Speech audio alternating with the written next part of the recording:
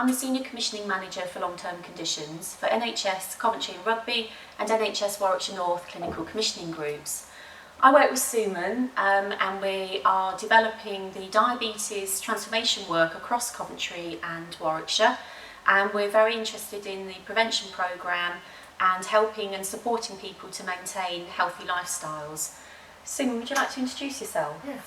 I'm Suman Gaiwal, Communications and Involvement Manager, working on the Diabetes Community Champions project. So we've been involved in the diabetes prevention work as well as supporting people who live with type 1 and type 2 diabetes to promote healthy eating, healthy lifestyles and improvements in outcomes. We've got lots of understanding from studies and research, quite recent research around the outcomes for people with diabetes and how we can help support improvements in complications, so reducing the risk of a complication from diabetes, but also reducing the risk of early death from the complications. We've got a model here that describes some of the complications that can arise from diabetes. A majority of that comes from poor glucose control. So Suman and I are here today to talk about a number of elements in prevention. So we want to maintain our healthy population, to eat a healthy, balanced diet. For those people who have found themselves at risk of diabetes, we want to support them to reverse that, to become a healthy glucose, to have a healthy glucose. And for people who have type 2 diabetes or type 1, is to manage their diabetes and their glucose so that they maintain a healthy balance of nutrients, but also a good control of glucose, because we know that that helps avoid these complications. We've got a selection of a variety of different foods, from some of the savouries and the sweet desserts that we're all quite keen to have now and again.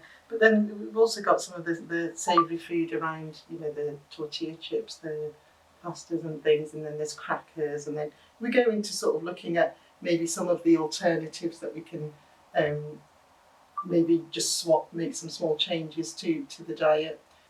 And I think it's true to say that on the table there are some very obvious sugars, aren't there? And when we talk to people around diabetes, they often say, well, I don't add sugar to my drinks, I don't have many sugary foods. But actually there's a substantial group of foods that we know have what we call the hidden sugars, and they form the carbohydrate sugars.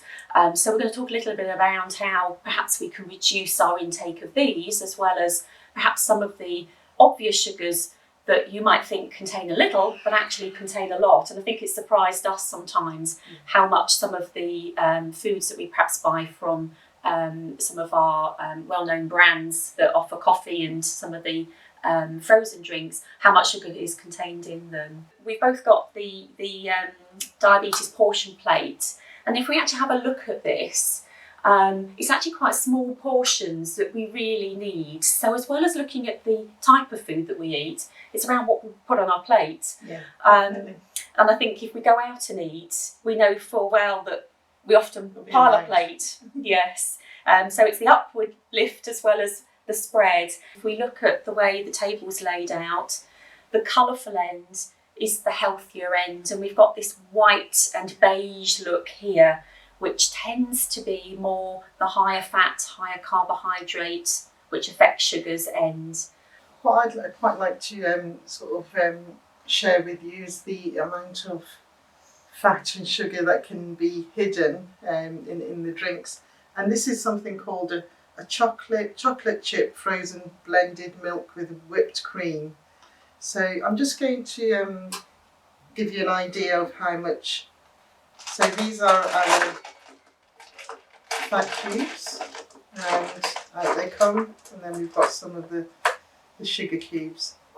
So in total, we were quite shocked, weren't we, when we saw that? And that's a lot of, you know, if you separate it, and that's all the fat, and there we go. There's all the sugar there. So we wouldn't normally eat that on its own, would we? No, but we're quite prepared to drink it. And I think it's something if you've got children who are teenage 20s, or you're a grandparent and you perhaps have children who are out eating and drinking outside the home where you can't visualise what they're eating, or you yourself might quite like one of these drinks. It's to understand the content of some of the snack foods that we take on each day that are contributing overall to what we eat in the whole day, and actually could be forming, a peak in blood sugars, particularly if you have this drink and you drink it quite quickly. That's a huge spike in your blood sugars because the glucose is absorbed quite quickly into the bloodstream. So we'd really be wanting to avoid this type of very high sugar and high fat as well. So we know about excess fat and what happens when we eat too much fat. So this is 24-ounce ml drink. So it's like I'd probably say that's a large drink from the coffee shop. It's 22 fat cubes and 34 sugar cubes, which is shocking. So what could we have as an alternative? What could be a healthier drink if we're out and about? The alternative, the healthiest one of them all would be a glass of water. It's not the most appealing, but you could have a brewed tea. There's no calories in there. Not calories, but there's no fat or sugar in there. Not unless you add in the sugar, but and then there's brewed coffee. Coffee with no added milk or sugar. So it's probably the most healthiest alternative. And I think if somebody wanted to have this type of food as a one-off, again, it's about balancing the rest of the day, what else you're going to have to eat in the day, so that you can justify that hit of sugar perhaps. But it's also to think, if you have diabetes, to think about your medication and what effect it might have. And if you continuously have these types of drinks or some of the higher sugar snacks, over time that builds up. There's lots of evidence around just reducing. Let's say you have biscuits every day, 2 biscuits a day, stop that. Over a year you could lose 1 stone in weight, and 1 stone in weight can significantly improve your blood glucose control, and then that reduces your complications. So it's the knock-on effect of each day, each week, each year, and what that has what effect that has on your blood glucose. To give an example of perhaps more towards, as we call it, the beige side of foods, perhaps eating out foods, or it might be foods that people cook at home, and an idea of what a meal might look like, and then an alternative, a healthy alternative, and a tastier alternative sometimes. So we've got a portion of chips. I think that's quite a small portion actually, and I think at home we're quite generous with what we put on our plates. So again, it's about cooking just what you need and looking at just that little bit less on your plate. So a few less chips, not extra chips, a few less chips or a few less spoons of rice. And then in my burger, which looks quite plain, you might put some butter. We've got a bit of sauce there, and these all add up to our daily intake. You might perhaps have a bit of mayo, or some other sauce on it. You might add a slice of cheese into your burger. And again, this all adds into the increased intake of particularly calories, which we have to burn off if we're going to take on board all this food. And unless we're athletes and very, very active all day, then it's unlikely we're going to burn off everything that I've already described on the plate. Then we might add in perhaps some pop, so some fizzy drink in with our meal. And then of course we might have a pudding, and particularly if we're out, we might be tempted to have a pudding perhaps with some biscuits, wafers, etc. So that's just some ice cream there. So if you look at this plate, it's quite similar in its colour scheme, apart from that little bit of sauce in there. And I think that gives a clue away perhaps around fat content, the sugar content, the unhealthy side to eating. So Sim, do you want to explain what you've put together? So I've put together, my plate looks quite colourful compared to yours, doesn't it? Yes. Just in comparison, I've got a lot of green, I've got some red, I've got some potato in there.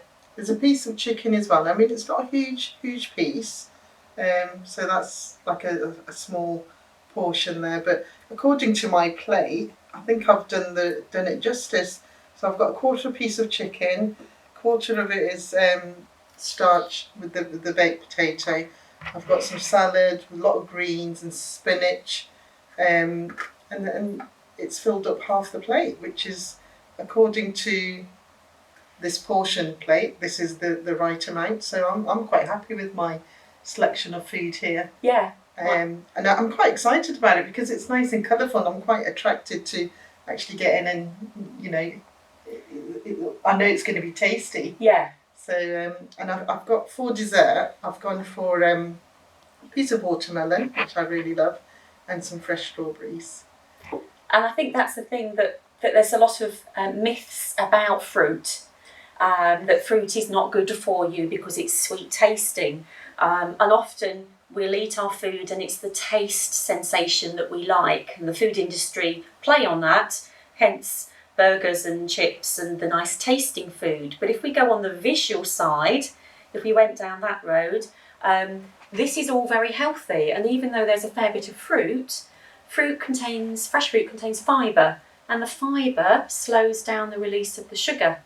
So that's actually a really healthy meal. And notice the nice pint of water. So I've gone for a pint of water rather than going for juice or fizzy pop or a glass of milk or something, because with this there's no calories. So in terms of my healthy option alternative, this is the best thing for me. So there's lots of elements around eating that can be changed. Small changes make a big difference over time. So it's just one change perhaps you can make. Maybe it's a few changes at a time if you feel prepared to do that. And the whole family adopting that. We've talked a lot, haven't we, around the generational effects, making sure that the whole family follow and adopt healthier eating habits. Definitely. And we've got a lot of support services in Coventry and Warwickshire. So our National NHS Diabetes Prevention Programme, we've got our Desmond Type 2 Diabetes Structured Education Programme, and you can go on our website and find out the details for those services. Thanks, Susan. Yeah.